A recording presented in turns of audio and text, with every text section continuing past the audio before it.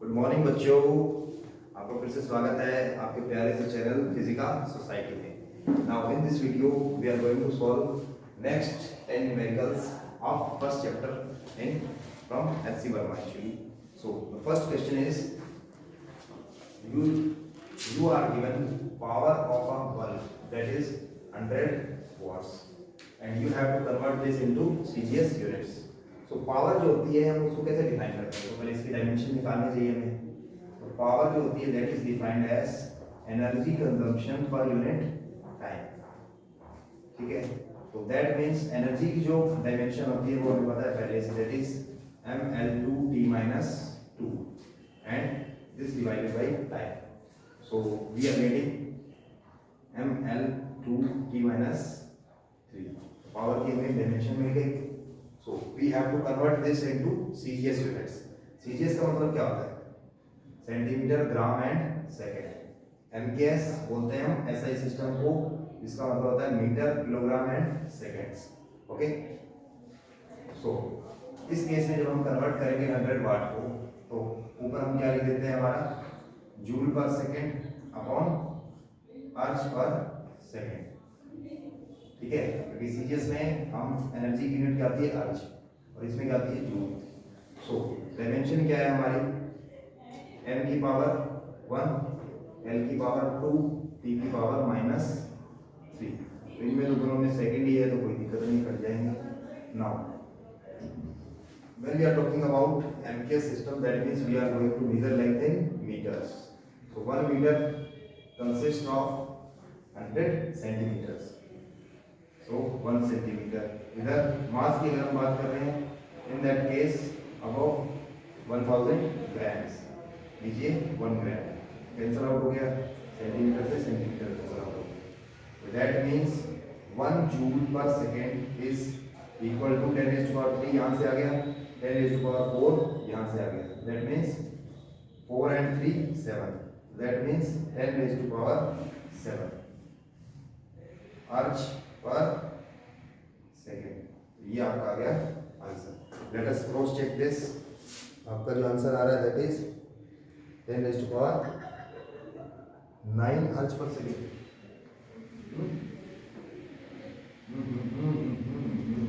Yes, ये हमने जो निकाला है 1 जूल के लिए निकाला है। ठीक है, तो इसने क्या पूछा है, एक्चुअली में 100 वॉट के लिए पूछा है।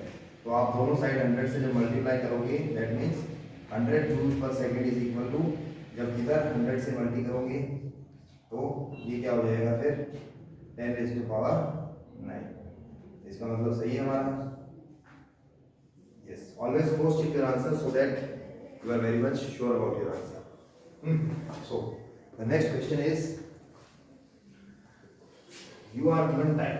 और ये जो स्टेटमेंट है इस क्वेश्चन की क्या है, देखो, एक ISC यानी इंडियन इंस्टीट्यूट ऑफ साइंस, उसका जो लेक्चर है वो 100 मिनट्स का होता है। कितने का, 100 मिनट्स का। और उसने बोला है कि 100 मिनट्स को अगर हम माइक्रो सेंचुरीज में कन्वर्ट करना चाहें तो कितने माइक्रो सेंचुरीज होते हैं हमारे एक 100 मिनट के अंदर, 100 मिनट के अंदर कितने माइक्रो सेंचुरीज होते हैं। तो इसने क्या बोला है कि जो एक माइक्रो सेंचुरी होती है वो कितने के बराबर होती है, that is 1 micro century is equivalent to 10⁻⁻6 into 100 years के बराबर होती है। ठीक है, तो हमको बोला है 100 मिनट्स को कन्वर्ट करने के लिए। तो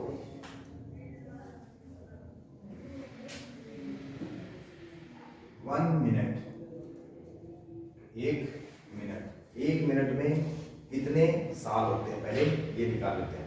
ठीक है, अब इसको कैसे निकाल सकते हैं, जरा उल्टा सोचो। देखो, आप ऐसे लिखो पहले इसको, एक साल में 1 ईयर में कितने दिन होते हैं, 365 days, and 1 day is equivalent to 24 hours. और 1 घंटे में कितने मिनट होते हैं, 60 मिनट। ठीक है, तो एक साल में कितने मिनट्स होते हैं, ठीक है, इज इक्वल टू 1 ईयर। ठीक है, एक साल में कितने मिनट होते हैं, हो गया। Now 1 minute is equivalent to 1 upon, इन सभी को नीचे ले जाएंगे हम, 365 मल्टी 24 मल्टी 60, इतने ईयर्स हो गए हमारे पास। तो हमने इसने बोला कि एक माइक्रो सेंचुरी जो होता है इतने ईयर्स के बराबर होता है, ठीक है। तो एक साल जो है यहाँ से करो आप, 1 ईयर कितने माइक्रो सेंचुरीज के बराबर हो जाएगा, यहाँ से निकालोगे तो 10⁻⁻⁴, ठीक है। 10⁻⁻⁴ इधर से नीचे चला जाएगा, दैट मीन्स 10⁻⁻⁶ डिवाइडेड बाई 10⁻⁻⁴, ठीक है। आप ऊपर वाले की तो एलपीज रहने दो, -6 को तो रहने दो, क्योंकि हम क्या चाहते हैं, माइक्रो सेंचुरीज में ही कन्वर्ट करना चाहते हैं, तो ये तो एलपीज ही करना पड़ेगा। सो 1 ईयर जो होता है that is equal to 10⁻⁴ micro centuries के बराबर हो गया। ये समझ आ रही है चीज। पहले आपने ईयर्स को माइक्रो सेंचुरीज में कन्वर्ट कर दिया ताकि हम यहाँ पे ये वैल्यू सब्स्टिट्यूट कर सकें, क्योंकि हमें मिनट्स को निकालना है माइक्रो सेंचुरीज के अंदर। तो यहाँ से 1 minute would be equal to 1/365 multi 24 multi 60 multi 1 year कितने के बराबर है आपका, 10⁻⁴ माइक्रो सेंचुरीज के बराबर। तो ये आपका इतने ईयर्स इतने माइक्रो सेंचुरीज के बराबर हो जाएंगे। अब क्या करना है, हमें 100 मिनट्स का पता करना था। तो 100 मिनट्स इज इक्वल टू, दोनों साइड 100 से मल्टीप्लाई कर दो, तो 10⁻⁴ है यहाँ पे 10⁻�6 हो जाएगा, अपॉन 365 मल्टी 24 मल्टी 60, इतने माइक्रो सेंचुरीज हो जाएंगे आपके 100 मिनट्स। ये जो फर्दर कैलकुलेशंस हैं ये आपको अपने आप से सोल्व करनी है, आपके पास कैलकुलेटर वगैरह होगा, क्योंकि वैसे अगर करें बहुत टाइम लग जाएगा, ठीक है। और इसमें एक एडिशनल पार्ट, वेट मत करो, इसमें एक एडिशनल पार्ट जो पूछा गया था दैट इज कि आप जो लास्ट नाइट कितने माइक्रो सेंचुरीज आप सोए, ठीक है। तो इसका मतलब रात को आप कितना घंटे सोए होंगे, 5 घंटे 6 घंटे, उनको मिनट्स में कन्वर्ट कर लो, ठीक है। मान लो आप 8 घंटे सोए, दैट मीन्स 480 मिनट्स। तो आप इधर भी 480 मिनट्स कर दो, इधर भी उसी नंबर से सेम नंबर से मल्टीप्लाई कर दो, आपका माइक्रो सेंचुरीज में आंसर मिल जाएगा। समझ आ गई बात। इस तरीके से हम इजीली कन्वर्ट कर सकते हैं, ठीक है। Now the next question is, इसने बोला कि kinetic energy of a rotating body, किसी भी घूमने वाली किसी ऑब्जेक्ट की जो काइनेटिक एनर्जी है that depends on moment of inertia and angular velocity of that object, ठीक है। तो आपको रिलेशन निकालना है कि क्या रिलेशन आएगा यूजिंग डायमेंशनल एनालिसिस, ठीक है। तो काइनेटिक एनर्जी जो होती है that is a form of energy, energy की फॉर्म होती है। सो दैट मींस इधर जो डायमेंशन आएगी काइनेटिक एनर्जी की डायमेंशन आप लिख लो क्या आ जाएगी, mL2T-2, ठीक है। नेक्स्ट यहाँ से देखो काइनेटिक एनर्जी की डायमेंशन लिख ली। इसके बाद k जो होता है हमारा that is a dimensionless constant, k क्या है हमारा डायमेंशनलेस कांस्टेंट है। I is moment of inertia, और मोमेंट ऑफ इनर्शिया की डायमेंशन कहाँ से निकालोगे आप, यहाँ से क्या आ जाएगी m×l², ठीक है। नेक्स्ट ओमेगा, ओमेगा क्या होती है, एंगुलर स्पीड या एंगुलर वेलोसिटी।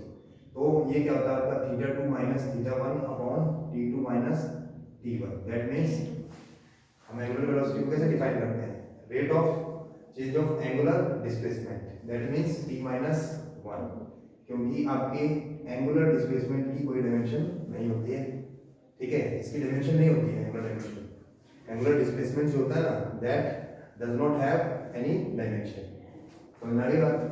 तो इसकी t-1 हो जाएगी, यहाँ से इसकी पावर है a और t-1 की पावर कितनी हो गई b। अगर हमने ये चीज, अब हम दोनों साइड इक्वेट करेंगे अलग अलग जो मास लेंथ और टाइम इनकी पावर्स को, यहाँ से a और b की वैल्यूज निकल आएंगे हमारे पास।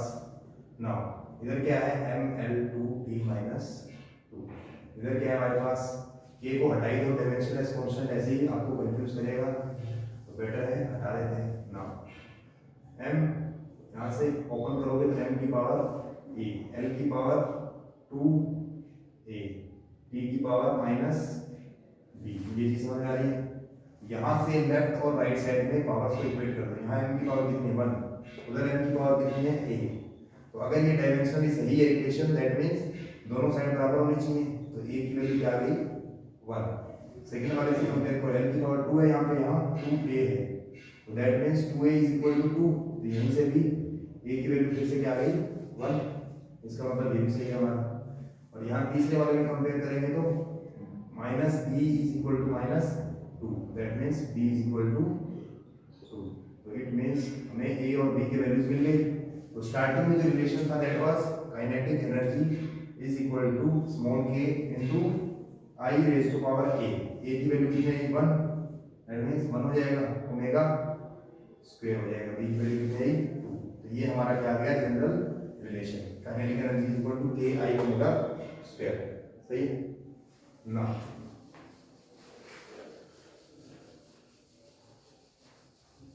समझ में आ रहा है ना?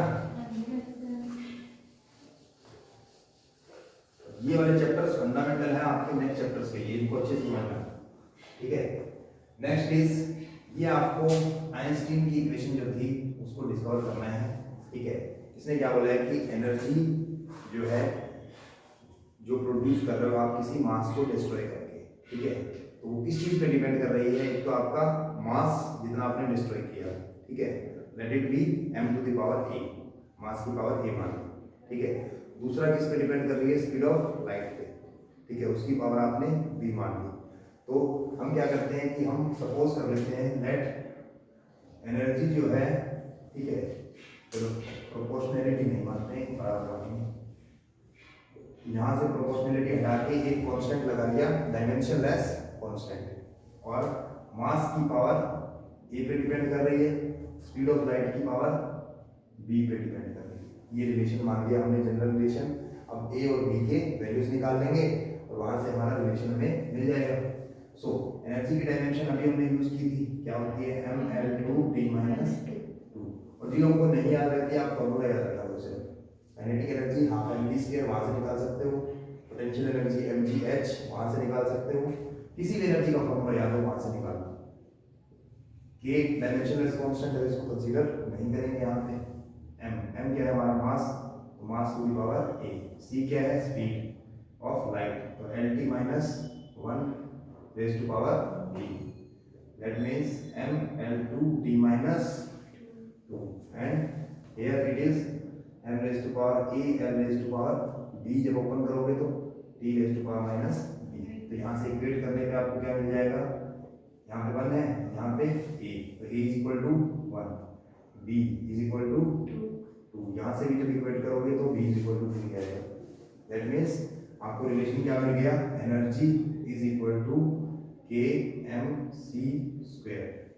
ये रिलेशन होता है आपका आइंस्टीन का डेल्टा m c स्क्वायर, यहाँ पे k हमने डायमेंशनलेस कांस्टेंट माना हुआ है, ठीक है। So I hope so you are getting it. So the next question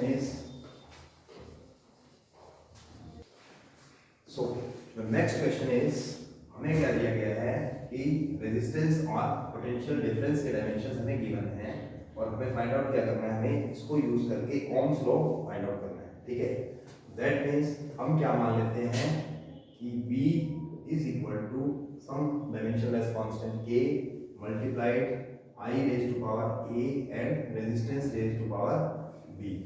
तो पोटेंशियल डिफरेंस की जो डायमेंशन है that is ml2t minus ml2 I minus 1 t minus 3। k हम नहीं लिखते हैं क्योंकि डायमेंशनलेस कांस्टेंट ऐसे ही कंफ्यूजन क्रिएट करेगा। तो I raise to power a into r, r क्या है हमारा ml2 I minus 2 and t minus 3 raise to power b। यहाँ से हम दोनों साइड से कंपेयर करेंगे, m raise to power b, l raise to power 2b, I raise to power minus 2b plus a and t raise to power minus 3। यहाँ से हमें दो वैल्यू चाहिए b और a की, यहाँ से 1 है, यहाँ से b की वैल्यू कितनी आ गई 1। अब I की देखो, I की पावर क्या है minus 2b plus a minus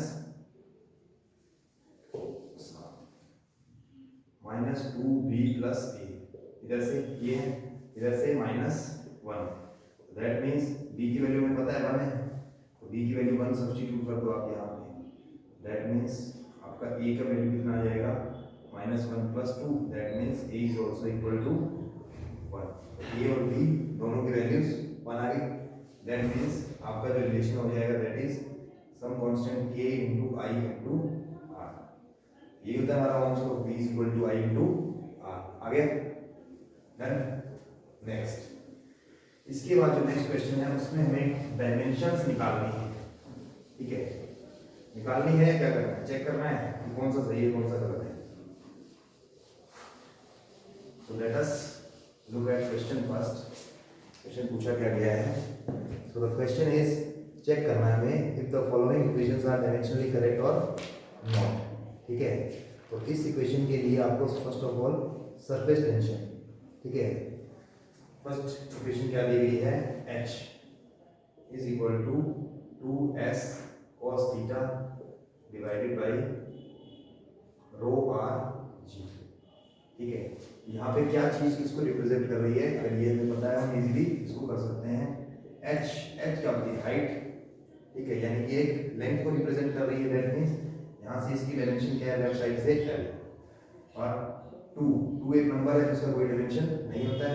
surface tension, surface tension का डायमेंशन अगर आपको निकालना है, देखो इसकी यूनिट क्या होती है, न्यूटन पर मीटर, ठीक है। यहाँ से आप निकाल सकते हो mlt - 2 इंटू मीटर है तो l - 1, तो यहाँ से क्या आ जाएगी mt - 2, यहाँ से mt - 2 अपॉन रो, रो क्या होती है, डेंसिटी, यानी कि मास पर unit volume, that is ml - 3, और r रेडियस होती है, दैट मींस लेंथ होगी एक gravitational acceleration g, that means lt - 2। तो आप राइट साइड वाले सभी को सोल्व करो, क्या आपका आंसर लेफ्ट साइड से मैच कर रहा है, t - 2 इधर से ये कैंसिल हो गया, इधर से mt - 2 l - 3, इधर से r l l स्क्वायर, इधर से l स्क्वायर हो गया, इधर से l - 3 है, यहाँ क्या बचेगा l - 1, और जब इसको आप ऊपर लेके जाओगे तो ये ओनली l बच गया, that means it is dimensionally correct. Left side और राइट साइड डायमेंशन बराबर आ रहे हैं, l - 1 आ रहा है, ऊपर लेके जाओगे तो +1 हो जाएगा। नेक्स्ट, इसके बाद नेक्स्ट में बोला है कि आपको जो v है दैट इज speed, speed is equal to pressure upon density का स्क्वायर रूट। प्रेशर गिवन है, क्या चीज गिवन है, let me check first. So the last question is v is, small v is representing what, ठीक है, एक मिनट, ये विस्कोसिटी को रिप्रेजेंट कर रहा है, किसको कर रहा है,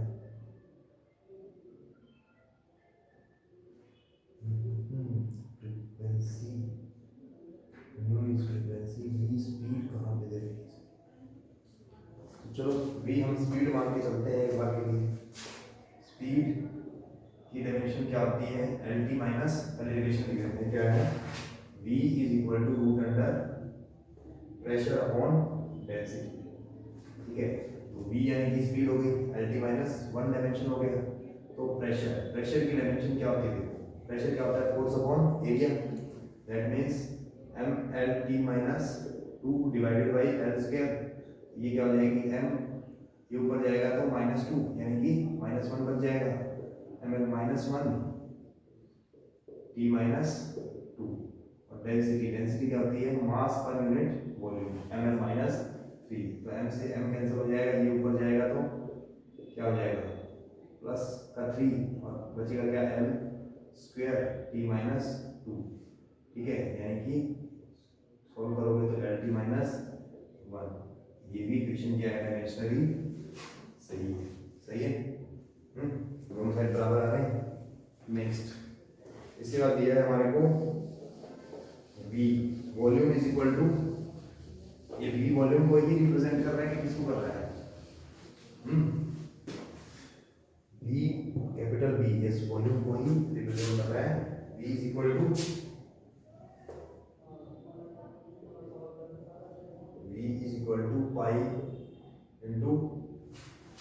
प्रेशर पी की वैल्यू क्या pressure Y pi R raise to power 4, ये pi R raise to power 4 into small T that is time upon 8 into eta into L.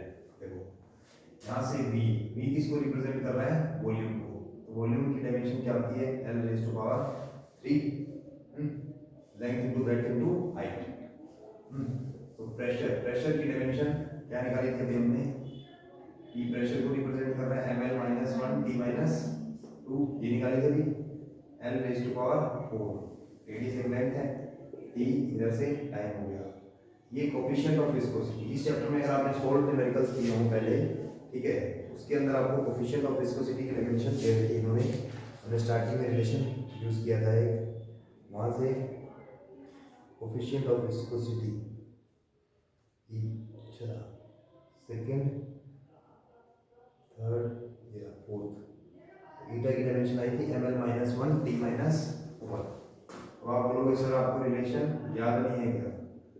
Yes नहीं याद है, क्योंकि आप ये जो रिलेशंस हैं कॉम्प्लेक्स रिलेशंस इनको याद रखना इतना जरूरी नहीं रहता है, इसीलिए याद नहीं रहते, जैसे जैसे प्रैक्टिस करोगे याद हो जाएगी, कोई बात नहीं। सो l माइनस 1 से ये कैंसिल आउट हो गया, t से आपका जब आप इसको m से m को काट दो, जब ये ऊपर जाएगा तो t स्क्वायर हो जाएगा, और t स्क्वायर से ये वाला t कुल मिला के कैंसिल हो जाएगा। इधर से क्या बच गया फिर l क्यूब, ये l की पावर 4 है, l की पावर माइनस 1 है, इधर से क्या बचा only l cube. That means this is also dimensionally correct, correct है। So the last part of this question is